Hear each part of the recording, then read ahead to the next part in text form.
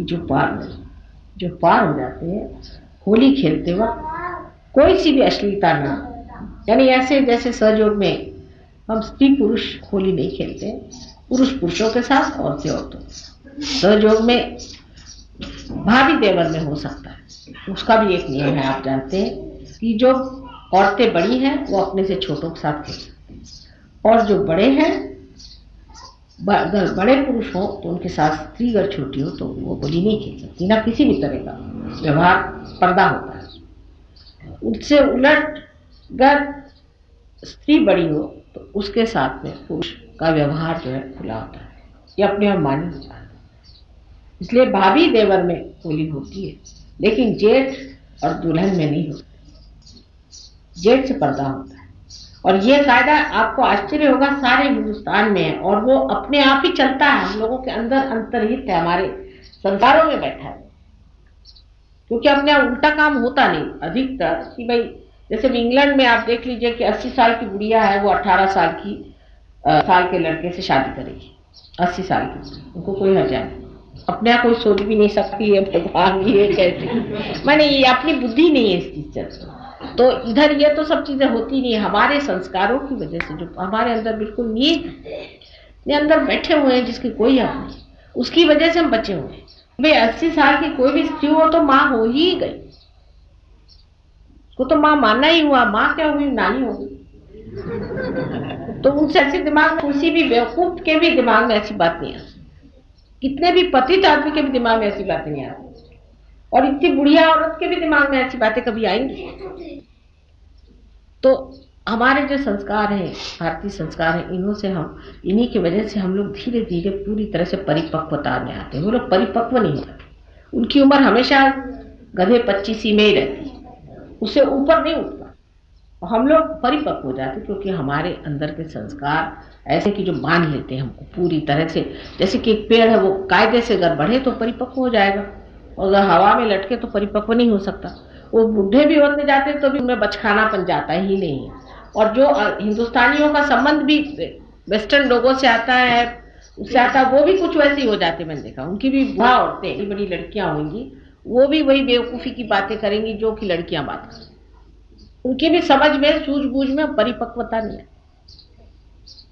और इस परिपक्वता को पाने के लिए मनुष्य को चाहिए कि वो जो कायदे कानून बने हुए हैं उसको चलाए, और उसमें बहुत ही आनंद की बात है, कोई गड़बड़ नहीं हो सकती, कुछ अपने समाज में दोष नहीं आ सकता। तो होली का जो ये हिस्सा है इसको सहयोग में छोड़ देना पड़ेगा, अश्लीलता का, और होली का जो प्रेम का हिस्सा है उसे अपनाना चाहिए कि बगैर भंग पिए हुए ही हम सब एक हैं, ये भावना आप जानते हैं।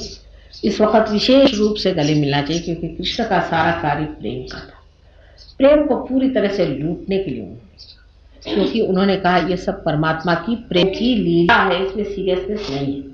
लीला, लीलाधर, जिसने लीला को धारणा किया वो श्री कृष्ण थे, और इसलिए उन्होंने कहा कि सब चीज को लीला स्वरूप वाइब्रेशंस में देखो, लीलाधर।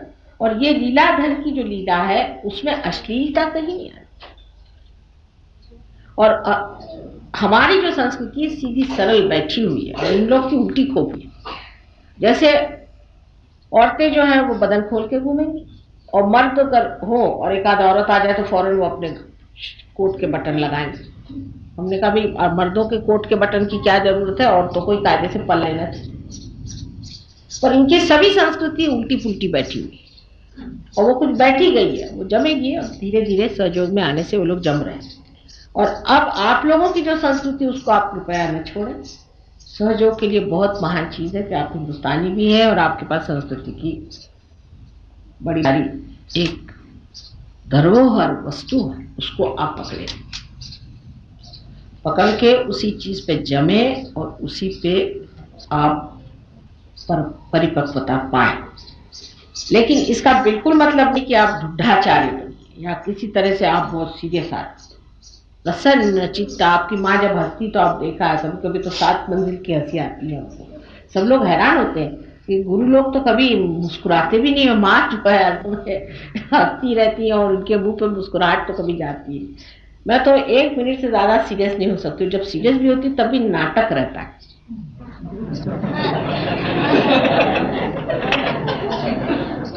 और बहुत से लोग इस बात को जान गए, इसलिए वो भी नहीं सीरियसली लेते, ये गलत बात। तो कृष्ण ने ये चाहा कि जो कुछ भी गलत सलत हो गया है राम के जीवन की वजह से, राम का जीवन बहुत आदर्श, बहुत ऊंचा, बहुत गंभीर, तो उन्होंने देखा कि अब ये सब लोग राम बनने जा रहे, उन्होंने कहा ऐसी बात नहीं, वो तो राम का कार्य राम करके चले गए, अब तो लीला का समय, लीलामय सब होना चाहिए। और इसीलिए उन्होंने सारे संसार को लीला का एक पाठ बनाया।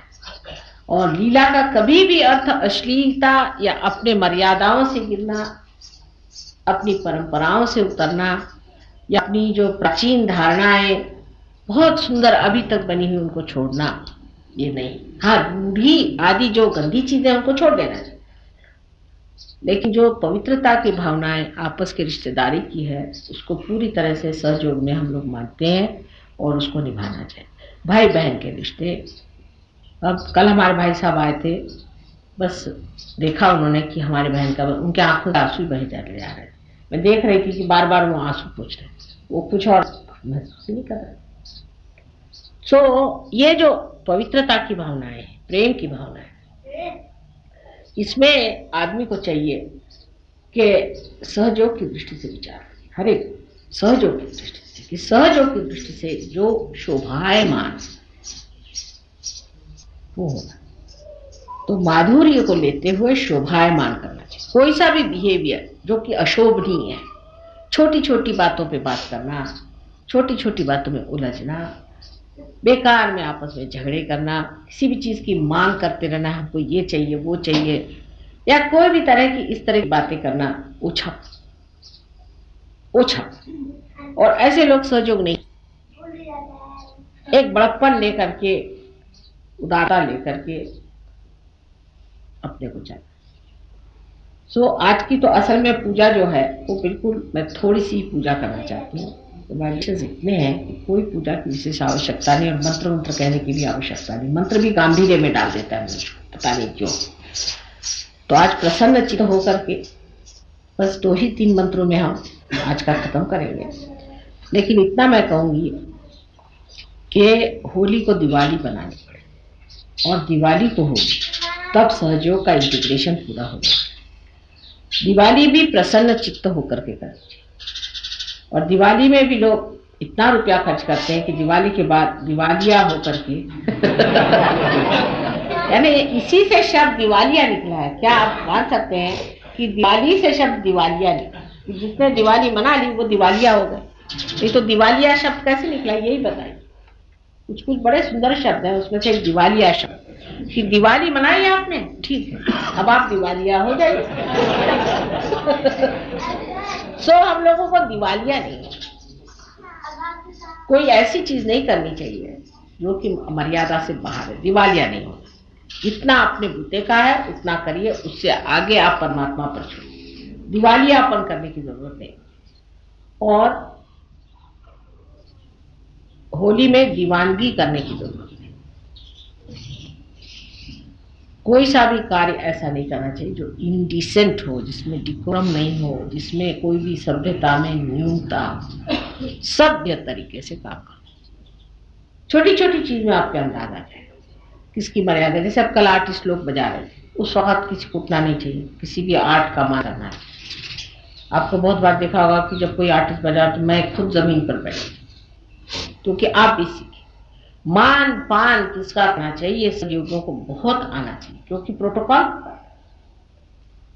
आर्टिस्ट लोग भी देखिए, पैर पर हमेशा, ये ट्रेडिशन है, पैर पे हमेशा शॉल रख करके बजाएंगे अगर असली आर्टिस्ट, क्योंकि हो सकता है श्रोतागण में कोई बैठे हो देव देवता और मेरे पैर न दिखाई दे। अपने देश की इतनी बारीक बारीक चीजें हैं कि मैं आप क्या, ना सुंदर अपने देश में सब बना हुआ, ना सुंदर परमात्मा का कहना चाहिए कि अंग वस्त्र है, कि उसकी गहनता और उसकी बनावट में इतनी, काव्य में सारी चीज बहुत ही सुंदर काव्य में चीज, लेकिन हम लोग उसे नहीं समझ पाते और अपने जीवन में नहीं ला पाते हैं, तो वो सब फिर गंदगी हो जाती है। मान अब कल जेठ बैठे हुए थे हमारे रिश्ते में, तो हमें आप देखिए पूरी समय पूरे लेक्चर में वो एक मर्यादा बनी रही कि हमारे जेठ बड़े भाई बैठे हुए हैं, उनके आगे कहाँ तक हम बोल सकते। अब तो हम आदि शक्ति, हमारे लिए कौन जेठ और हमारे लिए कौन बड़े भाई।